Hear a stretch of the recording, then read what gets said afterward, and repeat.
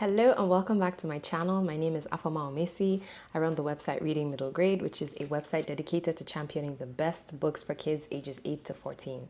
Today I'm back with my list of wonderful favorite middle grade books, favorite books for kids ages 8 to 14, releasing in February 2025. As you know, this is a perk of my Patreon community. Today I'm only going to be sharing 3 books with you, but on Patreon I'm sharing 10 books, including graphic novels, historical fiction, a wide variety of genres for kids ages 8 to 14. So this includes middle grade books and some young adult books. Honestly, February has a superb selection of new releases.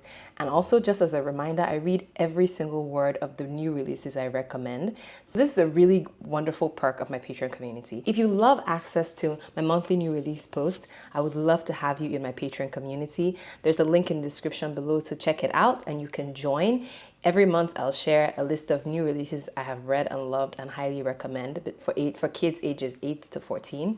And I'll also include a handy printable that you can keep with you so you can keep track of your reads throughout that month. Now, before we get into the 3 books I've actually read and loved, I want to talk to you about 2 books I received from publishers. And I rarely do this where I talk about books from publishers because I really like to recommend books that I've read and loved. But take this more as a gush about these books and the fact that I'm very excited to read them. The first one is City Spies, London Calling. If you have watched this channel at all or follow my blog or Instagram, you will know that I'm a huge James Ponti fan. He was actually the first author I invited for an author visit. And so I'm very much into everything that he writes. I especially adore the City Spies series. This is the 6th book in the series and the team is going to London. There's also going to be some secrets revealed in this one, so I'm highly excited about it. I hardly ever read the physical copy of these books. I love the audiobooks. I love the narrator, Lisa Flanagan, and I'm very much looking forward to exploring this adventure with her this time around. The next one that I received also from Simon & Schuster is All Better Now.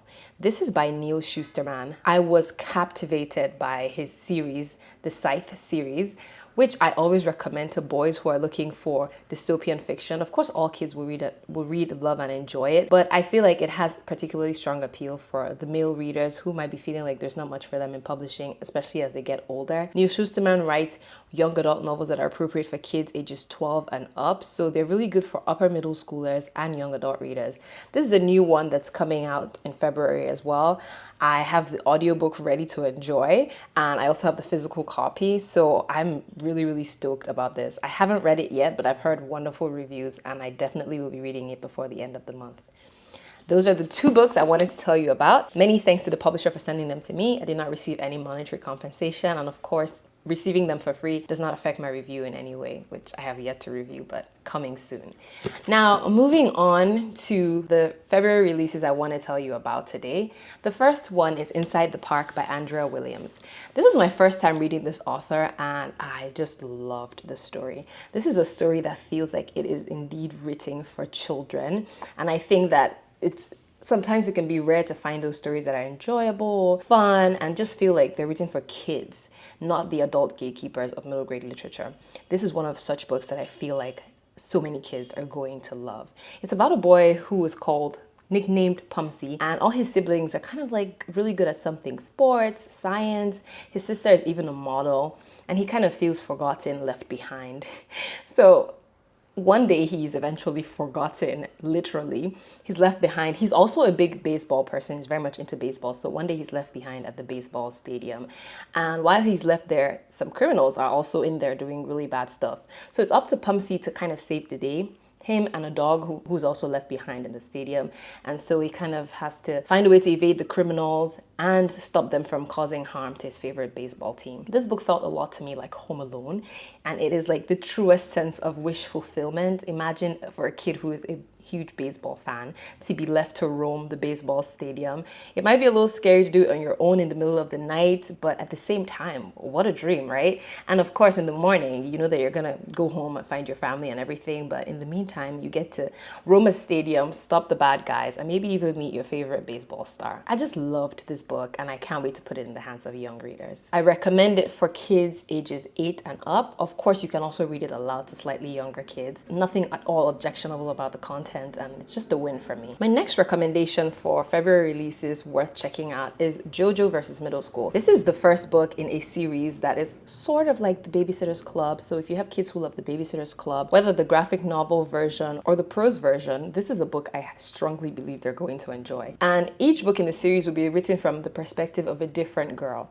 For this first book, we're with JoJo. So JoJo is adjusting to being in a blended family. Her mom and her mom's boyfriend are taking things more seriously. They've even moved in together. And JoJo and her brother are living with her mom and her mom's boyfriend. And with all of the adjustments, her mom is kind of different. Her mom is very distracted by the new guy in her life. And JoJo kind of feels a little left behind. She's also going into middle school for the first time and trying to find her tribe. And after some very awkward, hilarious incidences throughout the day, she finally finds a group of girls that she clicks with. But are they all trustworthy? And can they escape a bobcat incident at the school? This book is just really funny, super lighthearted. I think this is for the kids who like funny books, who don't want all the heavy content that's becoming really popular in middle grade books, who just want to have a good time to read about friends, humor, family, and finding your tribe.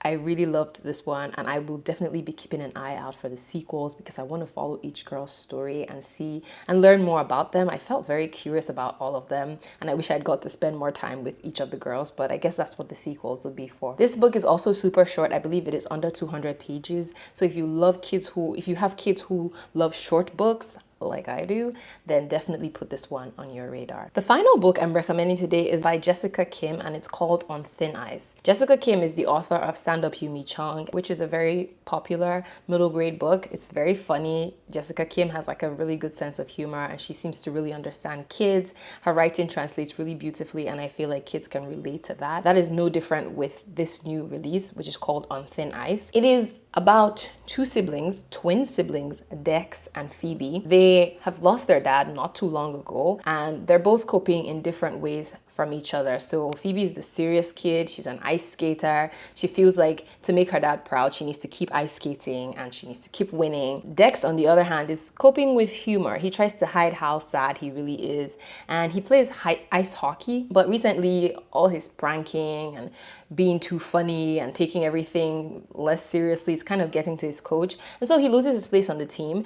But just in time, because his sister's partner becomes injured, and then Dex gets a chance to work with his sister ice skating and help her win the contest. As both kids work together, they kind of rekindle their relationship, strengthen their relationship as twins, while also getting to know each other better, getting to know their friends better. And it's just very heartwarming as they also process the grief of losing their father. This book talks a lot about emotion, about family, about friendship, about being yourself, and just like having fun, not taking things too seriously. I really enjoyed it. I was surprised by how much I loved it. First of all, it's quite short. I love that it's told from two perspectives, and also the portrayal of grief feels really real. I was expecting the author note for the author to talk about her own personal experience with grief. It's possible she has that, but she didn't mention it in the author's note. But it just really feels authentic. And at the same time, she manages to explore grief while maintaining a good amount of levity. This is not going to put off young readers who want funny books. At the same time, they're going to get a good dose of some SEL, social emotional learning, as they read this story. I just adored it. And especially with a lot of buzz about ice skating, I think this is one that will appeal to fans of ice skating in general, because there's a lot of that in the story, and also appeal to people who love sibling stories. These three books are wonderful, and they'll be coming out in February. As you'll notice, I left the release dates on screen for you, so if you're interested in any of them, be sure to place holds on your library, pre-order. This will really help the author, and most importantly, will help the young ones in your life get access to these excellent books. In my Patreon community, I talk in more detail about these books. I share content warnings, things that you need to know, especially if you're considering purchasing these books for your school library. And I do this every single month. So if you're looking for support, especially as a teacher, as a homeschooling parent, or just as someone who really loves middle grade books, my Patreon community is the place to be. I would love to have you join us. The link is in the description. Feel free to check it out, and I hope to see you on the other side. If you enjoyed this video, please give it a like, subscribe to my channel, and share this video with other people in your life who love middle grade books. I'll see you in the next one. Bye.